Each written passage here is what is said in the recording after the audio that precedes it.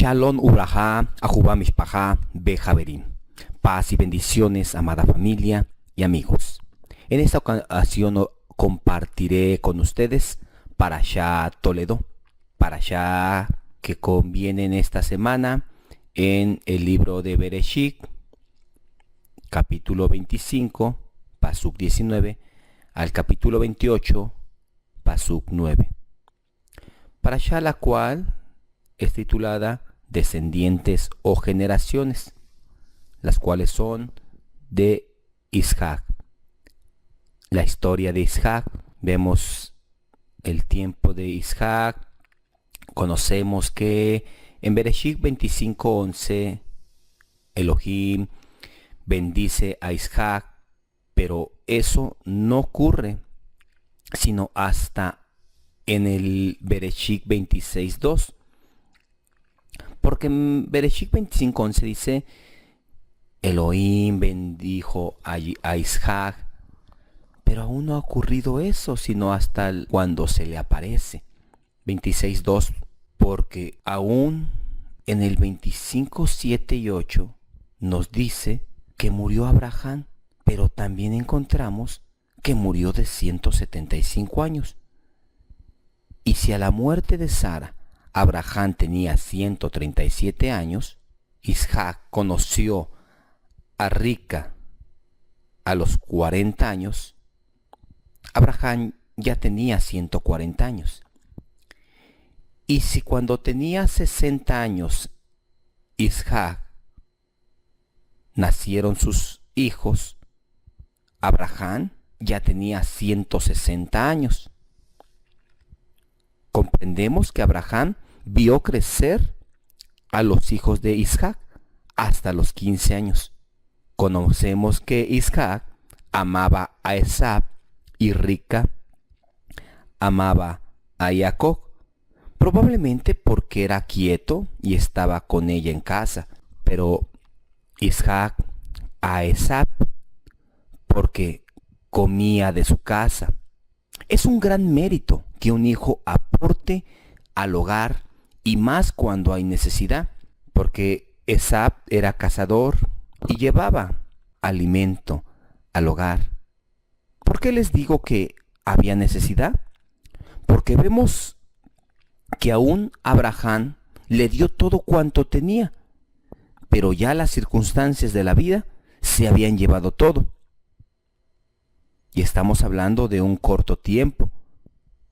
Les recuerdo que Abraham vio a sus nietos hasta los 15 años y ya había transcurrido que todo se había acabado. Quizá por esa razón las monedas de dinero son redondas, porque ruedan por un camino y se van fácilmente, pero también así llegan como inesperadas y tienen dos caras. Por un lado te dan alegría y por otro lado sufrimiento. Por un lado te dan esclavitud, por otro libertad, cuando bendices con ello. Vamos a leer Bereshit 25, Pasuk 29 al 34. Y guisó Jacob un potaje, y volviéndose Esab del campo, cansado, dijo a Jacob, te ruego que me des a comer de ese guiso rojo, pues estoy muy cansado. Por tanto fue llamado su nombre Edom. Y Jacob respondió, véndeme en este día tu primogenitura. Entonces dijo Esab, he aquí que yo voy a morir. ¿Para qué pues me servirá la primogenitura? Y dijo Jacob, júramelo en este día.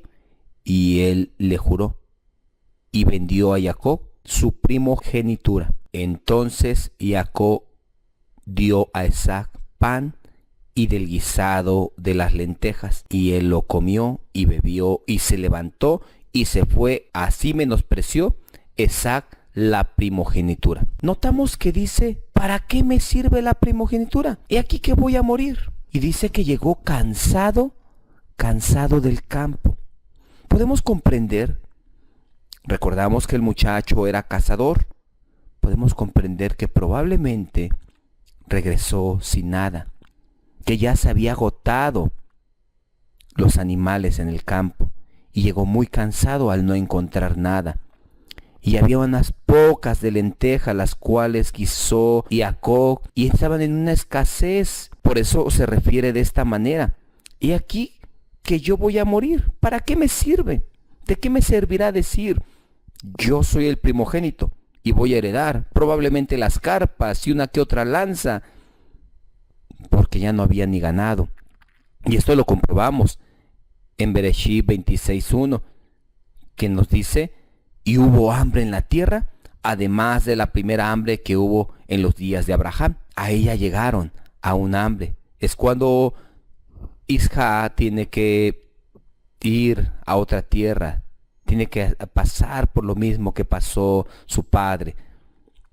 Entonces, de esta manera podemos ver que Esab despreció la primogenitura, pero no solamente como despreciándola, como no conociendo lo que era, sino porque ya no tenía fe, porque no tenía esperanza, porque estaba completamente ya derrotado. Por eso dice: ¿para qué me sirve la primogenitura? Yo voy a morir. Podemos ver la falta de fe de Esab y de cómo desiste de continuar un legado. ¿Y solamente por qué? Por una escasez que hoy está y mañana no, que hoy rueda y se va, y mañana rueda y llega con un panorama diferente y de más confort. Esta misma circunstancia le pasó a su madre. Leemos en el capítulo 25, pasuk 21 al 23, que dice: y oró Isaac al Eterno por su mujer, que era estéril, y lo aceptó el Eterno, y concibió Rica, su mujer, y los hijos luchaban dentro de ella, y dijo: si es así, ¿para qué vivo yo? Y fue a consultar al Eterno, y le respondió el Eterno: 2 naciones hay en tu seno, y 2 pueblos serán divididos desde tus entrañas. Un pueblo será más fuerte que el otro pueblo, y el mayor servirá al menor. Le acontece el mismo suceso. Dice que los hijos luchaban dentro de ella. Podemos comprender que no es que los embriones se agarraran a golpes dentro del vientre, luchaban por nacer. Ella pensaba que los iba a perder y dice: ¿para qué vivo yo? ¿De qué me sirve? Si la conoció Isaac a los 40 años y hasta los 60 años es que tiene, pasaron 20 años para que pudieran tener descendencia, 20 años de espera. Y dice Rica: ¿para qué vivo yo? Si el día que tengo este logro, el día que el Eterno me concede esto, esa emoción va a ser pasajera, esa emoción se va a perder, esa dicha y ese gozo. ¿Para qué vivo yo? Dice. Pero tuvo un mérito Rica. Consultó al Eterno y le reveló el propósito de el por qué valía la pena de padecer en el embarazo y que no desistiera. Cuando pasan circunstancias adversas, es menester del creyente consultar al Eterno y nos confirme el propósito para no desistir. Todo este pasaje nos deja enseñanzas que deben trascender a todas las generaciones nuestras, como bien nos insta el escritor de Ibrí en el capítulo 12, pasuk 12 al 17, que dice de esta manera: por lo cual levantad las manos caídas y las rodillas paralizadas, y haced sendas derechas para vuestros pies, para que el cojo no se salga del camino, sino que sea sanado. Seguid la paz con todos y la santidad, sin la cual nadie verá al Adón.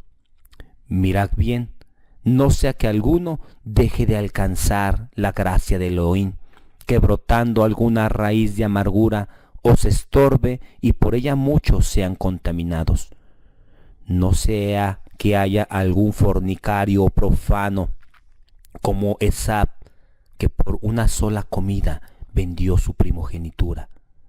Porque ya sabéis que aún después, deseando heredar la bendición, fue desechado y no hubo oportunidad para el arrepentimiento, aunque la procuró con lágrimas. ¿Qué acontece aquí? Encontramos que Esaú desistió. Por eso empieza diciendo: por lo cual levantar las manos caídas, las rodillas paralizadas, haced sendas derechas para vuestros pies, para que el cojo no se salga del camino. Sendas derechas y rectas y justas, la Torá, la instrucción, el camino de vida. Por eso nos insta el escritor de Ibrí: fortalézcanse, susténtense, fórmense. Nos insta a no ser fornicarios o profanos por ninguna razón, y menos por cualquier cosa pasajera o que ruede, que sea momentánea. Fornicarios, que guardemos Torá y nos relacionemos con el mundo o otra deidad. Profanos, que guardemos Torá a medias. Por esa razón nos hace un recordatorio afirmando la revelación en el mismo libro de Ibrí, capítulo 12, en el pasuk 22 al 23, nos dice de esta manera: sino que os habéis acercado al monte de Sión, a la ciudad de Elohim vivo, Jerusalén la celestial, a la compañía de millares de ángeles, a la congregación de los primogénitos que están inscritos en los cielos, a Elohim, el juez de todos, a los espíritus de los justos hechos perfectos. Sino que te habéis acercado a la Sión celestial, te habéis acercado a Elohim, te habéis acercado a muchos millares de ángeles. Y algo que nos revela, nos hace una revelación, nos hace un recordatorio, una afirmación a la congregación de los primogénitos. No desprecies la primogenitura, y menos por cosas pasajeras ilusorias. Pero nuevamente sigue rodando la moneda. Isaac siembra 100 por 1. En Bereshit 26, 12 y 13 dice que Isaac sembró 100 por 1, y el varón se enriqueció y fue prosperado y se engrandeció hasta hacerse muy poderoso. Ya le había cambiado la circunstancia, ya había pasado el hambre, ya había pasado la pobreza, ya había venido la otra cara de la moneda. Ya le había quitado el sufrimiento y le había traído alegría.